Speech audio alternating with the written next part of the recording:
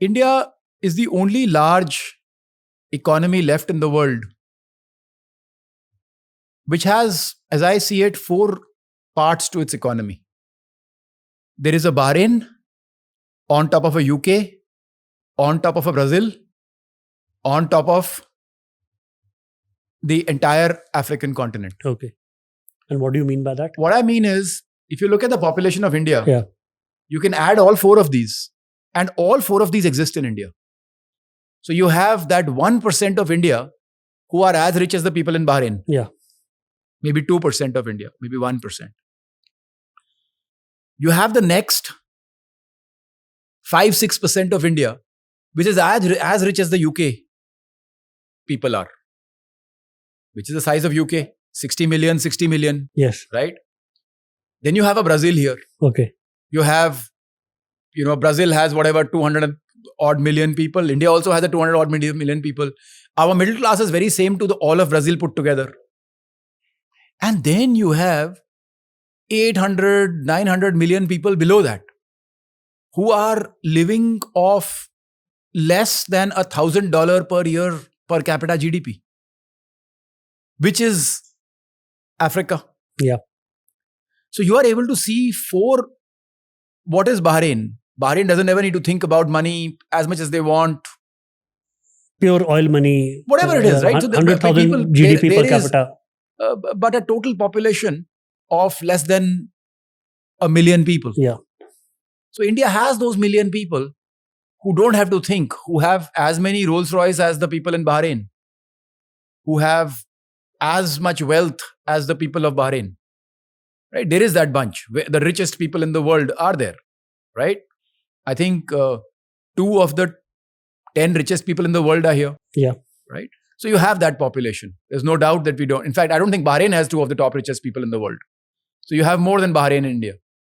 And then you have the next 60 million who are pretty much like the UK. They earn enough. They earn about that 80 lakhs, 60 lakhs a year.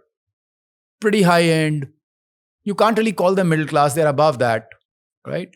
So I think that's what I mean, right? They behave in a slightly different way, and then the Brazil people behave in a slightly different way, and then Africa behaves in a very different way. The opportunity sets are very different. Now, the reason I explained this is India is the only place where the Brazil wants to become UK, UK wants to become Bahrain, and Africa wants to become Brazil. So everybody is upwardly mobile. And it's the only place left in the world. By the way, China wasn't very different from this. Yeah. So if you look back 30 years ago, China would have had 70% of its population in poverty. Absolutely. Right? But today it doesn't. So the big opportunity is this 70 million people moving into the middle class. A lot of the middle class, as I said, each class is moving above. And that is the growth of India. And as they move, the products they choose become different. See, Louis Vuitton does not sell a lot in UK. It sells in Bahrain. Yeah. Right? Private jets, Rolls Royces, those are not UK products. Those are Bahrain products. And there is an India that can buy them. And then there is Nike, Adidas, etc., which UK buys, which we have a population for.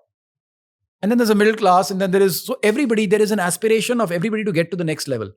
And that is how the economy is going to grow. If you really think about it, in a simple way, each of these clubs, at every level, the next level earns between 5 to 10 times the previous level.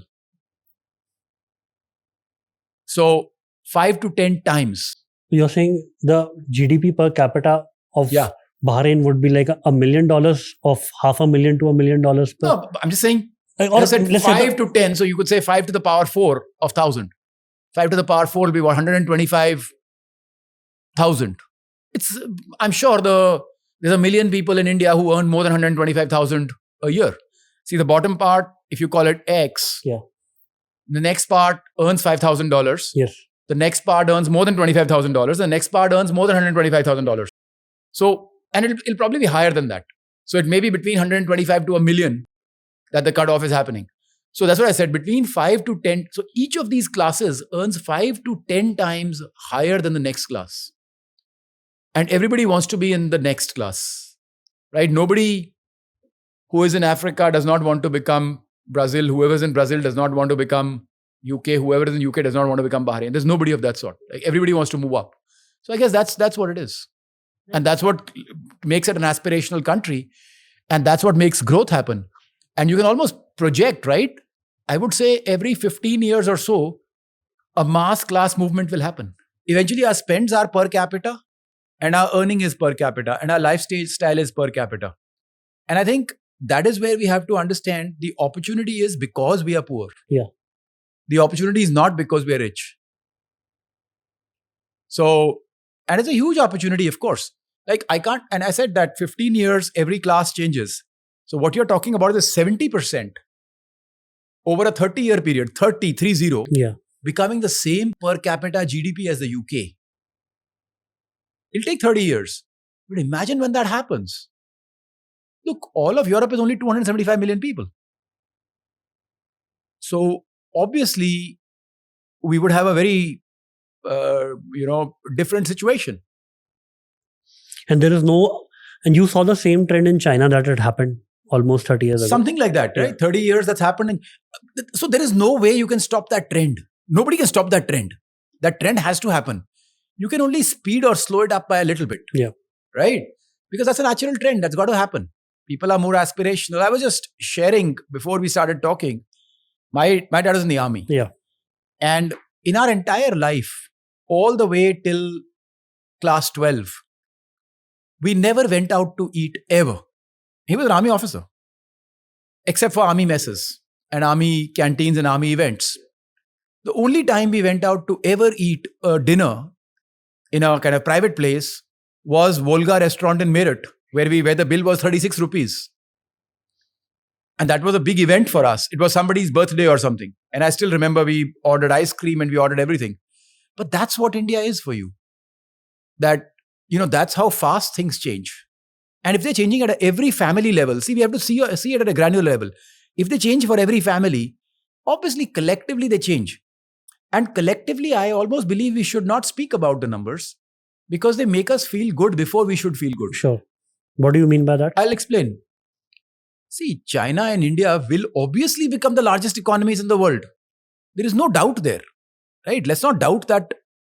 Nobody in the world can doubt it because for a very simple reason, there's no other country in the world that has more than 500 million people, 250 million people. No other country in the world has no other country in the world has 1/6 the population of India or China. Agree with you. Right. So for us to be compared on GDP is stupidity. That means even when we are 1/6 the per capita GDP, so our lifestyle is 1/6 of them, still we will be equal to them. I don't think anybody in the world is saying that the world will remain that unequal. That in 20, 30 years, we will still be 1/6 the per capita GDP of the US. Right? So I think that number has to change. And as that number changes, automatically the overall GDP changes, which is to an extent what's happened at China. Yeah. Because China has about the same population. Each one about 6 times the population of a Europe or a US. And so I think by talking about a number which we are going to be winners in any way, we're just lowering the benchmark for ourselves. The benchmarks have to be per capita GDP all the time because that's what will tell us how much we have to gain still. So right now we are at, let's talk about per capita GDP. We are at roughly $2,000 or $2,500. About $2,400. Yeah. Right. And basically the US will probably be at $50,000, $60,000. Yeah. Right. So there's a 25x gap.